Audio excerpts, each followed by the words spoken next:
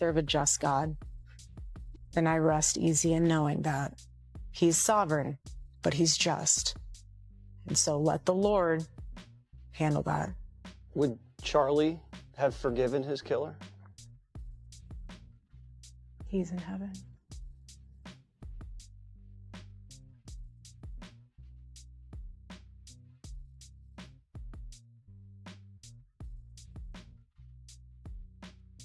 And they bring this back up. What are we supposed to do? Relive that trauma all over again? No, at this point, it's what? The conspiracy collection. Get it before Christmas. Look, stop in the name of God. Amen.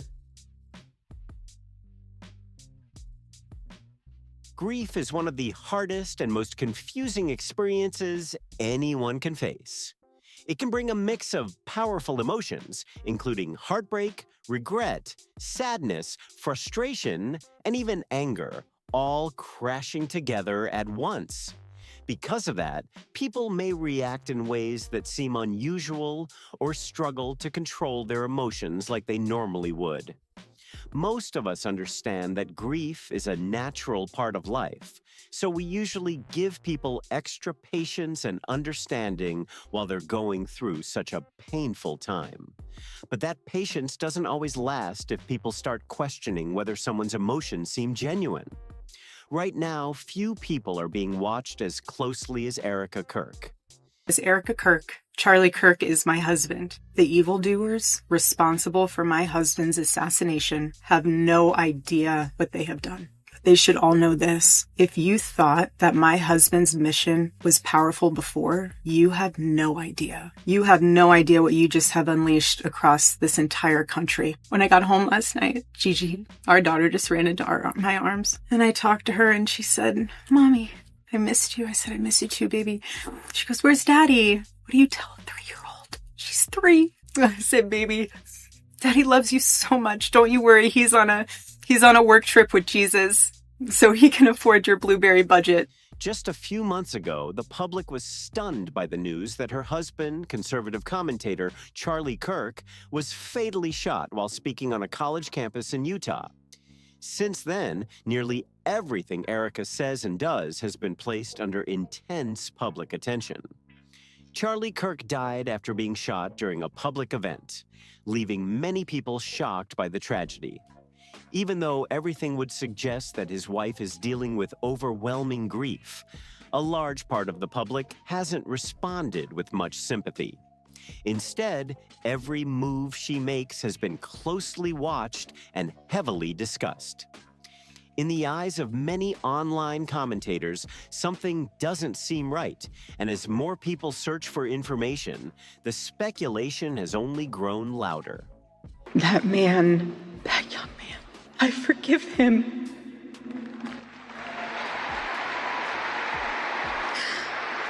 I forgive him because it was what Christ did and is what Charlie would do. The answer to hate is not hate. The answer we know from the gospel is love, and always love. Nights. But it's interesting. What I miss the most, what really just hits me hard, is when I'm in the grocery store and I see his hot sauce. I want to buy it. Or it's the little things, his clothes everywhere. Excuse me, but it's the little things. And I know that people who have experienced loss totally understand what I'm saying. It's the small things that just get you. It's the visual of, Daddy coming home, and to the world he was Charlie Kirk, but to us he was my love of my life and my children's dad. I'm so sorry. Before long, that wave of public attention has brought an unexpected level of scrutiny toward the widow, with countless people closely analyzing her actions and reactions. To some of Charlie Kirk's supporters, it seems like Erika stepping into a more public role could end up changing the legacy he hoped to leave behind. That's become a major topic of debate, with supporters and critics sharing very different opinions. It's your boy, Luis, Live from Lou Extras, and this is the curious case of Erika Kirk. As many people know, Erika first became widely known in the days following the shocking attack that claimed Charlie's life. She drew major attention after sharing a video showing herself speaking to Charlie beside his casket. Hey, this is not a grieving woman. Well, And we not had a with that, grief but- counselor on here. We had a body language expert on here. Both of them said, the grief counselor said, this is not grief. You know, the everybody grieves differently thing. I know that. I have seen plenty of women grieve in my lifetime. I have seen that personally in my life, people that I know watching women grieve. They do. They all grieve differently. But this is not grief. I'm starting to cry. He says he's so proud of you. And I say, God bless you. And I touch the back of his head. Anyone who I've hugged that I have touched the back of your head when I hug you, I always say, God bless you. That's just me. If you want to take that out of context, go right ahead. Again, that to me shows that you need a hug more than anyone else. So if anyone... They were acting like you touched the back of his ass. I feel like I wouldn't get as much hate if I did that. However, a whole lot of the social media world that you would have expected to be behind her kept claiming that there was something inherently fraudulent about her behavior. Soon after, she addressed the public directly, saying that his message would never die, making it clear she intended to carry it forward. What happened next surprised a lot of people. A high-profile memorial service for Charlie Kirk, attended by several prominent Trump supporters, brought Erika back into the spotlight. During her speech, she delivered a message that included words of forgiveness toward the person accused of killing her husband, leaving many viewers stunned. Before taking the stage, Erika and her team likely saw it as a powerful moment.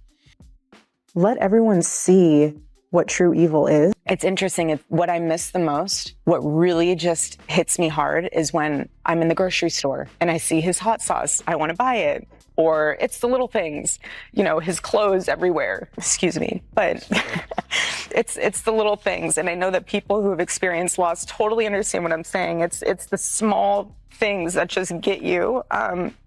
It's the visual of, you know, Daddy coming home, and to the world he was Charlie Kirk, but to us he was my love of my life and my children's dad. I'm so sorry. Understandable. Excuse me, but it's those little things where, again, he would walk through the door, drop his bags, Daddy's home, take his phone, Friday night, Shabbat Shalom, throw it in the junk drawer, and it was just all us. And that's what I always wanted to make so special for him, was coming home. I'd always say, baby, I don't care what time you get home. Home is here for you. Your food will never be cold. It might sit out for a little bit, but I'll reheat it. It's fine. And I just want to encourage spouses, don't get mad. It's so easy. Although you could once again make The goal may have been to present her as someone showing compassion and strength, even while carrying the enormous pain of losing her husband. It was meant to send a message that she was determined to move forward despite an unimaginable tragedy. But many viewers walked away with a very different impression. Across social media and in online discussions, a lot of people described the speech as feeling overly rehearsed or performative. After that reaction, some expected Erika to step away from the public eye and focus on her family. Instead, she took on a larger role at Turning Point USA and worked to promote Charlie Kirk's book, which was released after his death. That decision led to a long series of interviews and public appearances. As she spent more time in the spotlight, many viewers felt she was still adjusting to the demands of speaking publicly. Erika Kirk in real life at church since Charlie died. And I will tell you that the performance in real life is as bad as it is on TV. I'm talking reserved front row pew, bringing her whole entourage, not her children, showing up late, dabbing her eyes when she walks back from communion because it's the one time that the whole church can see her because she's in the front row. Before you jump down my throat and say, oh, it's security purposes. No, it's not, because this church has a side section that is closer to the exit that she comes in and out of, and where only probably about 5% of the church would actually be able to see her if that's where she was sitting. But no, front row seat, the whole circus. Caitlin Willenship. That means your new Miss Arizona USA 2012 is Erika Franzwe.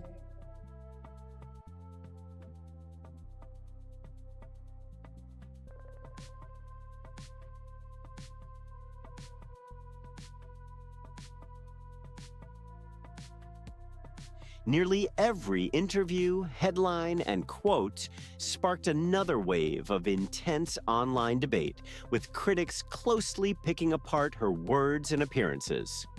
By now, everyone knows the internet can be incredibly harsh, and sometimes people pile on just because they can. Just look at the countless memes and jokes that have circulated about Charlie Kirk after his death.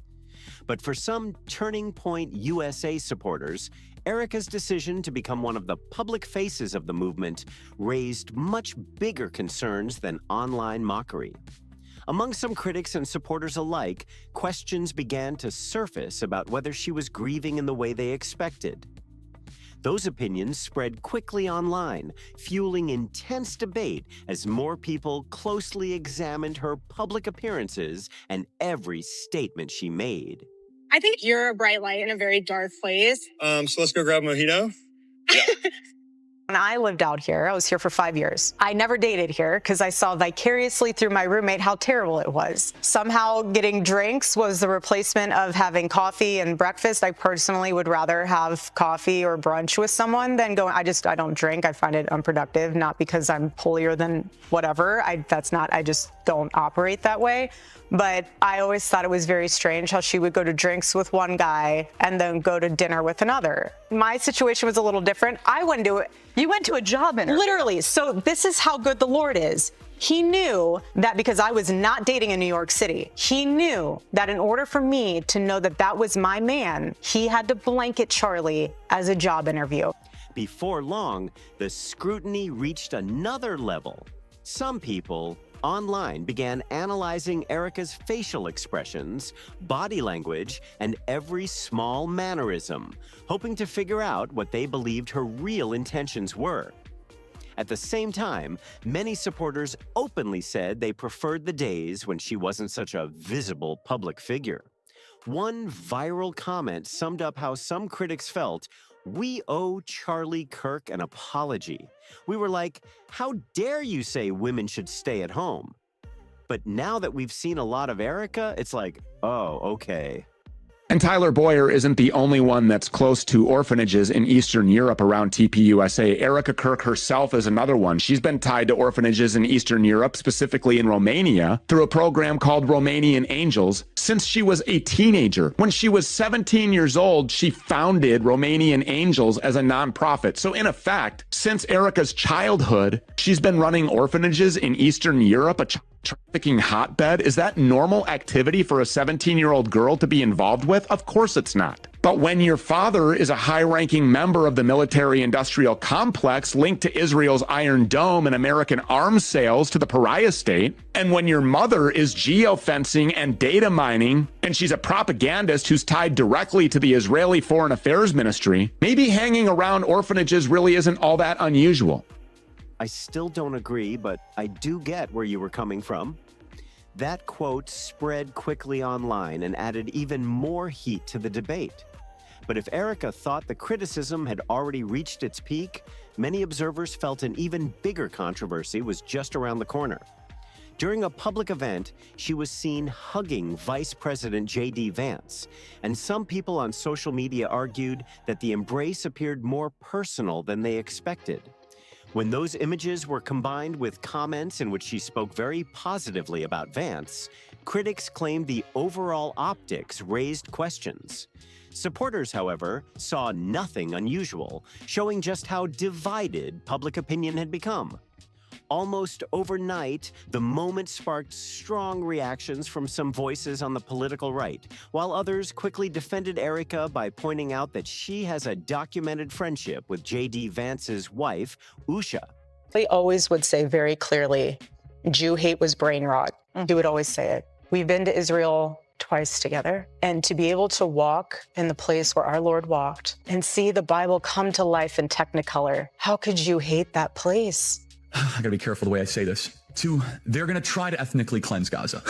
Yep. I mean, I don't use that term lightly, okay? Before Charlie Kirk was killed, he said Charlie Kirk fears that Israel will kill him if he continues ahead, providing space for Israel critics. Charlie kind of starting to question the amount of influence that Israel has in U.S. not only domestic politics, but foreign politics as well. I just don't think we should go to war with Iran. Is a nuclear weapon Iran a threat to America? Probably could be a threat to Israel, but is it a threat to America?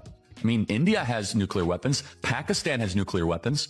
The debate spread fast, with people taking very different sides. In response to the criticism, Erika said that this kind of friendly physical contact was normal for her and wasn't meant to be interpreted as anything beyond a familiar greeting. However, many people on social media who might have been expected to support Erika continued to question her actions. Some critics argued that there was something about her public behavior that didn't feel authentic, and those opinions spread widely across online discussions. Among the biggest criticisms were claims from some commenters that her emotional interviews seemed insincere. That Epstein, with his little friend Ghislaine and Ghislaine's father, Robert Maxwell, who was obviously a spy of the Israeli intelligence agencies, that there was something else going on here. Epstein was not some sort of whiz-kid hedge fund manager. Epstein was playing a part. Epstein was a LARPer. Epstein was cast for a specific role, and he played it really well. It's nothing new that if you're in the intel agencies, you want to try and get as much blackmail on powerful people as possible. Easy, not hard. And this is no longer just speculation. First of all, the evidence that shows that Epstein was a creation of either Mossad, Israeli intelligence. Others also pointed to her appearances at high-profile fundraising events, including gatherings at Mar-a-Lago, arguing that the timing created unfavorable optics. Those debates only added more attention to everything she did. While many people would argue that everyone experiences grief in their own way and that public appearances don't always reflect what someone is really going through, the criticism didn't stop there. Some individuals who have claimed to interact with Erika away from the cameras have also shared negative opinions about those experiences, adding even more fuel to the ongoing public debate surrounding her. As more people continued examining Erika's public image, online discussions started picking apart her past one detail at a time. Once some critics said they no longer trusted the image she was presenting, they began revisiting older parts of her life, pointing to moments they believed didn't match the values they feel she represents today. I want to say one more thing rather explosively. 3 people told me off record. 2 people who have this in a written communication from Charlie. 1 who is a Turning Point USA donor, and I would say very much one of the white knights in this. The very day before Charlie Kirk died, he expressed that he thought he was going to be killed. He told these people, I think they're going to kill me. Okay, he did not express that to me, so I am telling you this based off the testimony of 3 people. And I am saying this because I hope that these people who I think are good will be inspired to come forward with that. Again, those conversations I had were off record. I honor that. If I say it's off record, it stays off record. But I'm hoping that watching what I am doing and feeling the energy that is rising across the world for people who want to know what the heck happened on 9/10, that, you know, they will be brave and they will say, yeah, Charlie did the day before he died think that he was going to be killed, and maybe tell us, who is they? Well, for once and for all, who is they? Who is the they that he thought were going to kill him? That shift turned the conversation into a deep dive through her personal history. So, what is publicly known about Erika before she met Charlie Kirk? For starters, she worked as a model and appeared in photo shoots that showed more skin than some of her current critics expected. During that period of her life, she also earned the title of Miss Arizona, a fact that has since become part of the renewed public discussion surrounding her background. After that, Erika appeared on the Bravo reality series Summer House, a show centered on a group of young friends from New York City who spend their summer weekends sharing a house in the Hamptons.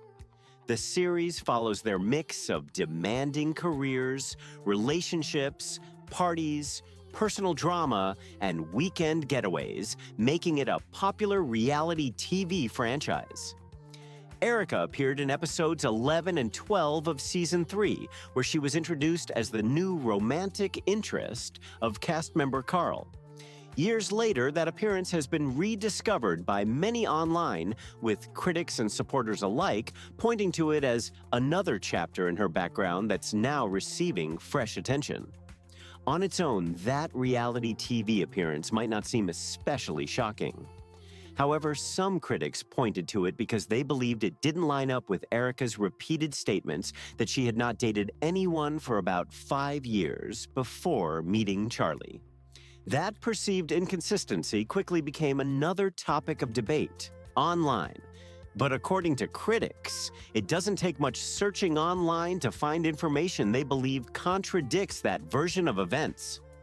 Butterfly writes, and I should actually first, let's read the top comment from last episode. This person wrote, Issa Rae wrote, Erika Kirk will forgive someone 1 week later for murdering her husband, but she won't forgive someone for not believing the FBI narrative. I saw a lot of people commenting that online, that the energy definitely feels different for people that want to get to the truth than it does for the person who she believes is their husband. And I don't believe that that is the person who pulled the trigger. I just don't. And you're allowed to disagree with Erika. You are. And that's fine. She's allowed to think what she thinks, and you're allowed to think what you think. That's what I want you guys to know. As things progressed, Candace became more pointed in her investigation of Erika specifically, implying that she had some intelligence ties and uncovering some truly strange things in the process. That the person the planes were actually tracking for years was Erika. Not Charlie, but Erika was the one being tracked by these planes. And indeed, it turns out that she was correct. She discovered that between 2022 and September 2025, both of those aircrafts, SU-BTT, the yellow plane, and SU-BND, the blue plane, showed 68 overlaps with Erika's documented locations. Okay, 68 overlaps. I have since been able to add now 73 times that this overlapped, okay? And 29 of those instances also happened to include Charlie. Charlie was also present.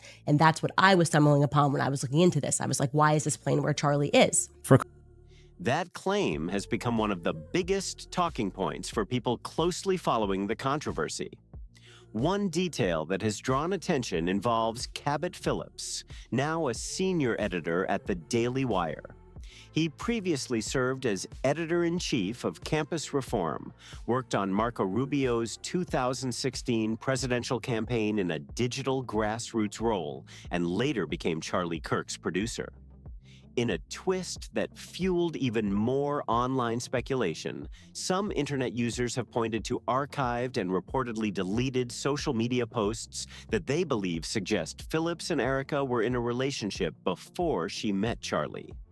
Those claims remain heavily debated online, with critics arguing they indicate an effort to remove evidence, while supporters dispute that interpretation and caution against drawing conclusions from old or incomplete online records. Erika has also said in public that she didn't drink, and that statement quickly became another focus for online critics.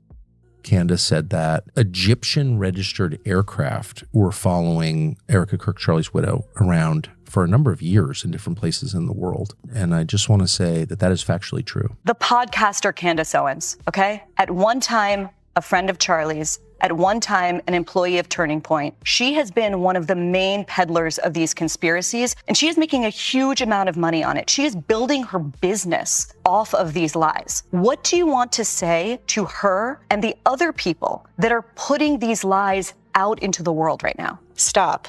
That's it. That's all I have to say. Stop.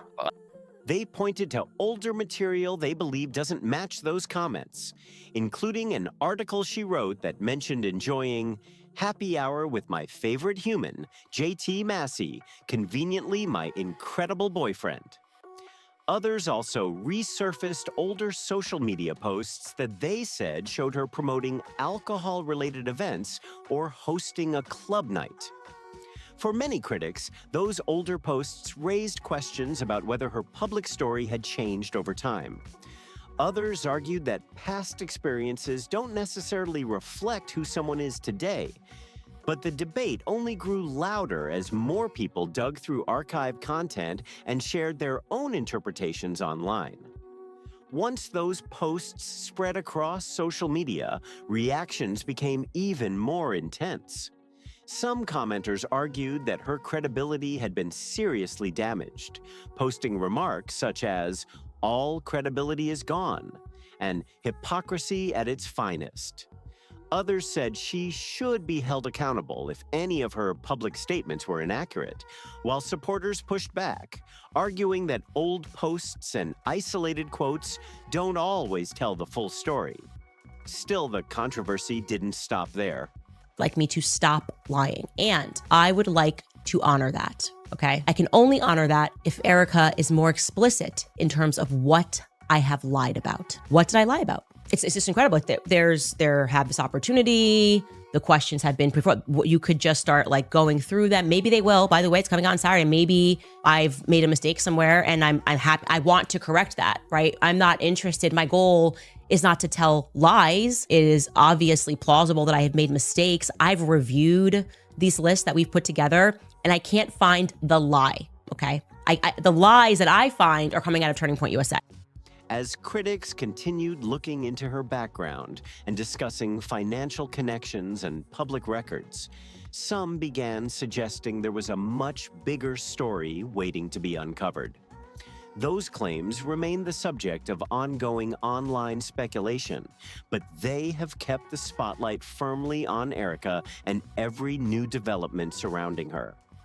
Because some online commentators can make very dramatic claims, it's important to separate verified facts from speculation. Based on publicly available information, Erika was involved with an evangelical ministry in Romania that contracted with the U.S. military and also helped place children for adoption.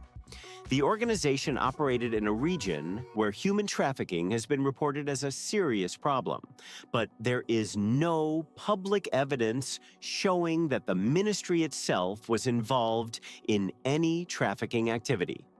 Her family background has also drawn attention. Erika's parents are divorced. Her mother reportedly spent nearly 2 decades working at General Electric before starting several companies in the network security industry.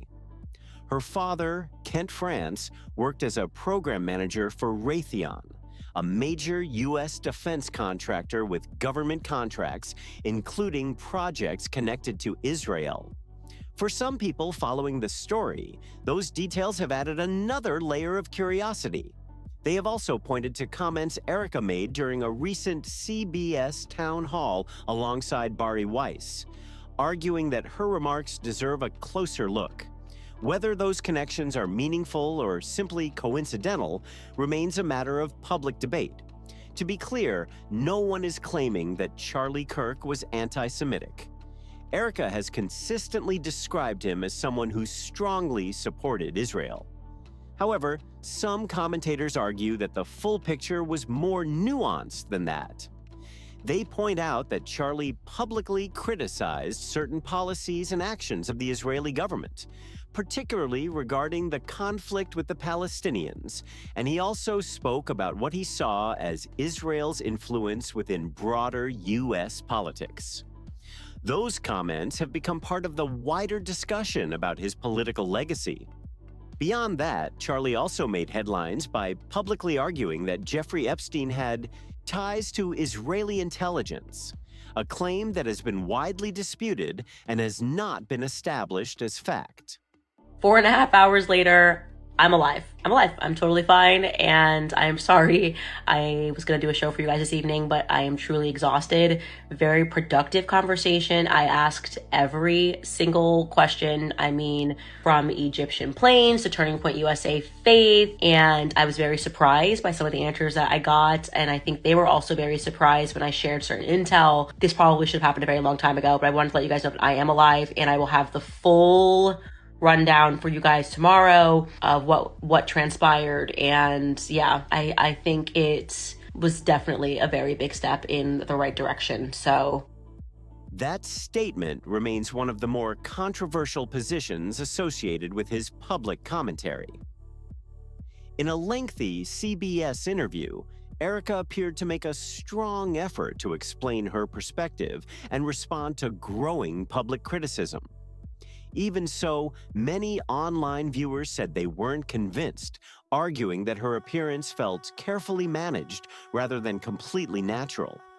Others disagreed and felt she was simply trying to navigate an incredibly difficult situation under constant public attention. Another major point of debate has been the direction some people believe she's taking.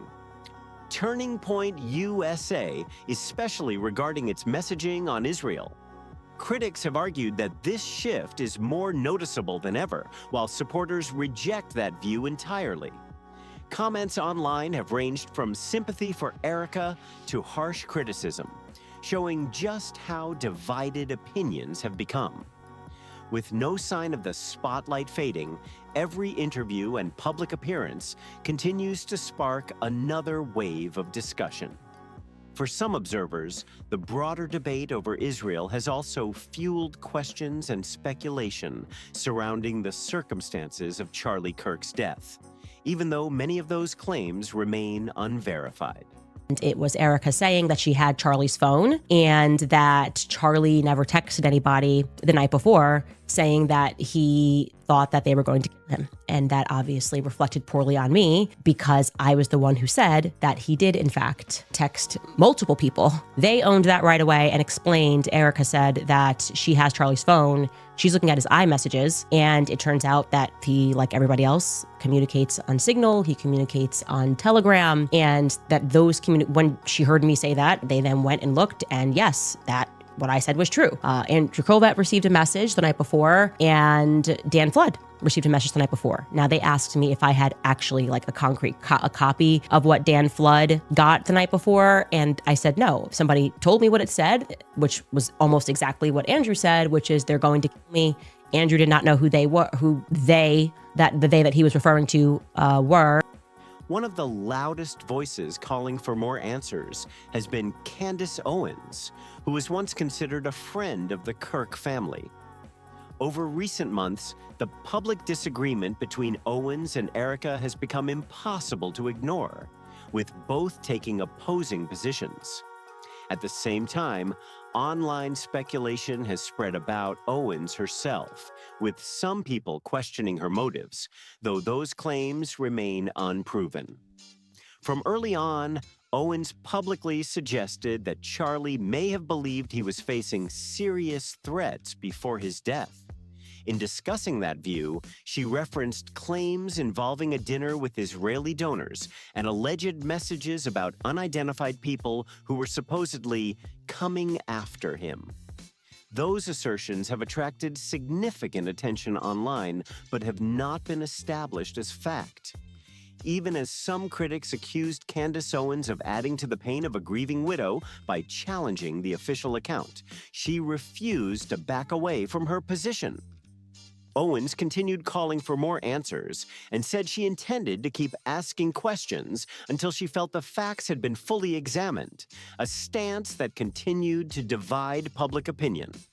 I said that I want to hear why people feel so confident at Turning Point USA that Tyler Robinson is the guy. And at this point, they elected to call the lawyer, their lawyer who is involved in this case. One of the lawyers that's involved in this case. There's always a team of lawyers, especially for something like this. And what I got from the lawyer did not make me feel that Tyler Robinson shot Charlie Kirk. It did not make me feel confident that he didn't or did shoot Charlie Kirk. I was very surprised by this. He spoke a very long time. I asked, can you share with me what it is? And I said, when you share this with me, I will not say what that thing is. If we want to protect the integrity of the case, I'm not gonna. If you say we've got the footage of him taking a shot, I promise I won't say that to the audience, but I will communicate to them.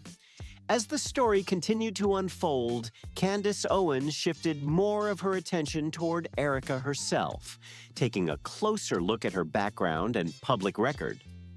In the process, Owens suggested there could be connections to intelligence agencies, though she did not present verified evidence to establish those claims. Even so, she highlighted several details that she described as unusual, adding even more controversy and debate to an already highly scrutinized story. For context, those aircraft were reported by some commentators to be connected to the Egyptian military, a claim that quickly fueled another round of online speculation. That, in turn, led to a conspiracy theory that was later discussed by figures including Tucker Carlson, with supporters arguing that the public deserved more information about who, if anyone, connected to Charlie Kirk's family was allegedly being monitored and for what reason. None of those claims have been publicly established as fact, but they became another major point of debate surrounding the case. As more people online began discussing those claims, Erika eventually responded to Candace Owens publicly. When asked about the controversy, she called on Owens and others to stop spreading speculation and to stop digging into her personal life. That response only added another layer to the ongoing public dispute, with supporters and critics continuing to clash over the issue. But that response didn't calm the situation down at all. Instead, it sparked another wave of online reactions, with critics posting comments like, LMFAO, she's so scary. The mocking quickly spread across social media, and many people felt the public feud had only intensified. As the back and forth continued, Candace Owens showed no signs of backing away from her questions or her public criticism. In the end, both sides appeared to decide that the public back and forth couldn't continue forever, so they agreed to meet in person. You guys are absolutely crazy. The amount of people who attacked me for sending out a tweet being like, hey, I'm good, I'm alive. We had a very productive conversation. And they were like, she got the call. She got the call. She's betrayed us. She's doing something else. I can't believe it. This has all just been a show. Calm down, okay? What do you think happened? Erika said, stop. And then I was frozen for 4 hours and 30 minutes, just like, as I just put all of these talking points into my head. That is not what happened. I keep telling you guys, I am not governable. I am basically akin to Kanye West. I never felt more seen than when he tweeted a lot of years ago, just fired my manager because I realized I can't be managed. That is me. That tweet right there, I was like, oh gosh, yes, Kanye, I get this. After leaving the meeting, Candace Owens said it had gone well, suggesting the conversation had been productive, despite the intense disagreement. According to Candace Owens, her meeting with Erika gave her confidence that some of the questions and claims she had previously raised were supported by information she received. However, she has not publicly provided conclusive evidence verifying those claims, and many of the issues remain the subject of ongoing debate and speculation. Even though Candace Owens said the meeting revealed some areas of agreement, she also made it clear that she still had unanswered questions. Owens maintained that she was not prepared to accept every part of the official account without further scrutiny, saying she believed additional questions still deserved to be explored. For some of Candace Owens' supporters, even that small point of agreement was too much to accept. Critics accused her of falling in line or protecting Erika, with comments like, Candace took the money, spreading across social media despite no public evidence supporting that claim. Despite the backlash, Owens has repeatedly insisted that she has not backed away from her position. She maintains that she is still asking questions and has not abandoned the concerns she has raised throughout the controversy. Some of you might get upset about what I'm about to say, but this is a scripted show meant to distract you, keep you entertained, and steal your energy. While everyone is glued to the latest drama, more surveillance is quietly passed, and your tax dollars are sent overseas. Again, while people are told to look over here, the people in power are over here, stripping away your rights and stealing away your children's future. And don't forget to buy the latest book with the perfectly bolded words, Stop God. The sooner people realize these club members speak in symbols and coded narratives, the sooner it clicks. So I hate to burst anyone's bubble, but they're not actually fighting each other. They are on the same team. What you're watching is not reality. It is a show. But what do I know? I'm just a conspiracy theorist. Let me know what you think. While some people now see Candace Owens as someone who abandoned her mission to keep pushing for answers, arguing that she gave in to pressure or other motives, others strongly reject that idea. At the same time, another group of online commentators believes the public disagreement between Owens and Erika was never as genuine as it appeared, suggesting it may have been a publicity strategy that benefited both women. Those claims remain speculative, but they have added yet another layer to an already heated debate. Right now, Erika is facing one of the biggest challenges of her public life. She's trying to keep the Turning Point USA brand that Charlie Kirk helped build not only active, but also respected in the eyes of supporters. However, many critics question whether she has the experience needed for such a high-profile leadership role, while others say they simply don't connect with her public style or find her convincing. Some commentators argue that the biggest issue isn't strong dislike, but a lack of interest. They point to audience numbers from her CBS town hall appearance, noting that viewership among adults ages 25 to 54 reportedly fell by about 41% compared with the network's usual programming in that time slot. What I don't want to have happen is women, young women in the city, look to the government as a solution to put off having a family or a marriage because you're relying on the government to support you instead of being united with the husband where you can support yourself and your husband can support and you can guys all combine together. But I just find it so ironic and so interesting that a heavy percentage of the individuals that voted for him were female. Critics have cited those figures as evidence that many viewers chose not to watch, although a single broadcast's ratings can be influenced by many different factors. Even so, Erika appears determined to keep expanding her public profile. As she continues adjusting to frequent interviews and media appearances, critics have questioned her leadership at Turning Point USA, while supporters continue to defend her. More recently, she broadened her commentary to topics beyond the organization itself, including the New York mayoral election, discussing it through the lens of issues affecting women and public policy. But as soon as Erika began speaking on a wider range of political topics, the reaction extended far beyond her core supporters. Many people outside her usual audience quickly expressed frustration or disinterest, making it clear that her expanding public profile was already facing an uphill battle. Above all, many of Erika Kirk's critics say they can't shake the feeling that her public image comes across as insincere or overly focused on promoting Charlie Kirk's legacy. One accusation that spread widely online claimed she began selling Charlie Kirk merchandise less than 24 hours after his death, while others posted harsh comments such as, "She is disturbing to watch. If she thinks she is subtle, she is wrong." Those opinions fueled another wave of intense debate, although supporters strongly pushed back against many of those claims. Still, Erika does have people willing to defend her, even if those voices can sometimes be harder to find. In places like Reddit, including communities dedicated to unpopular opinions, some users argued that the criticism had gone far beyond reasonable disagreement. As one Reddit user wrote, "Watching how people are treating her has been genuinely disturbing. The woman's husband was shot in the back of the neck 3 months ago. She has 2 small children, and she's being accused of being complicit in his murder.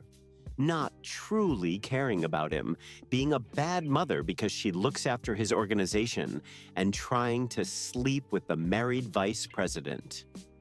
You are an opportunistic grifter who weaponizes your gender to demean women. And you are a walking, talking, breathing example as to why nobody, number one, wants to be a Christian. And number two, wants to be a female hypocrite such as yourself.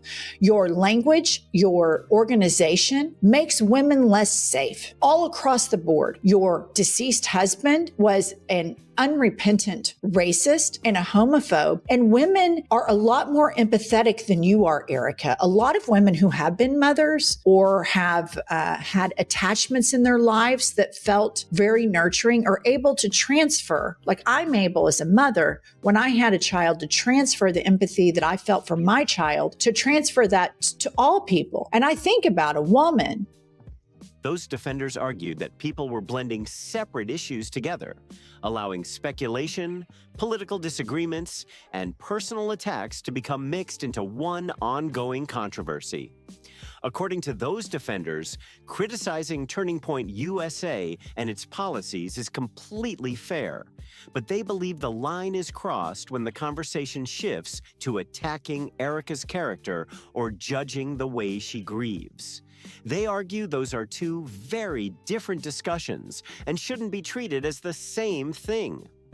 Wherever you stand on Erika Kirk, one thing is clear: winning back public trust won't be easy.